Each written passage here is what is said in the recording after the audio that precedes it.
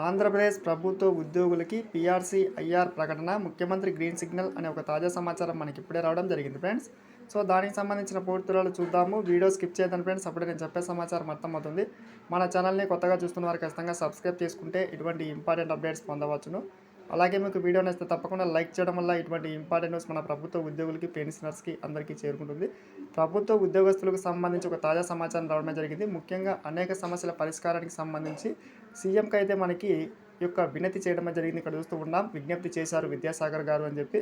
So ముఖ్యంగా అసెంబ్లీలో కీలక ప్రకటన అయితే వచ్చింది. ముఖ్యంగా వేతన సవరణ కమిటీకి సంబంధించి మనం వెయిట్ చేస్తూ ఉన్నాం. ముఖ్యంగా కొత్త పీఆర్సీ నియామకానికి సంబంధించి కూడా చర్యలు తీసుకోవాల్సిన అవసరం ఉన్న నేపథ్యంలో ముఖ్యమంత్రి అయితే ఈ యొక్క దీనికి సంబంధించి గ్రీన్ సిగ్నల్ ఇవ్వడమే జరిగింది ఫ్రెండ్స్.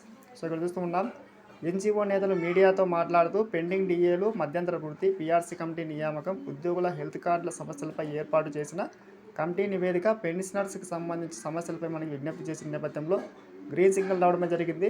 ముఖ్యంగా మనకి వచ్చే నెల నుంచి మనకి రావాల్సిన బకాయిలు, అదేవిధంగా ఈ యొక్క కొత్త వేతన సవరణ కమిషన్కి సంబంధించి కూడా మనకి నిర్ణయం అయితే ప్రకటించడం జరిగింది. ఇక్కడ చూస్తున్నాం, సిపిఎస్ ఉద్యోగులకి, పెన్షనర్స్కి డిఏ బకాయిలు మంజూరు చేయడం పట్ల ధన్యవాదాలు తెలపడమే జరిగింది ముఖ్యమంత్రికి. అదేవిధంగా ఏపీ ఎన్జీఓ రాష్ట్ర ప్రధాన కార్యదర్శి కూడా పాల్గొనడమే జరిగింది.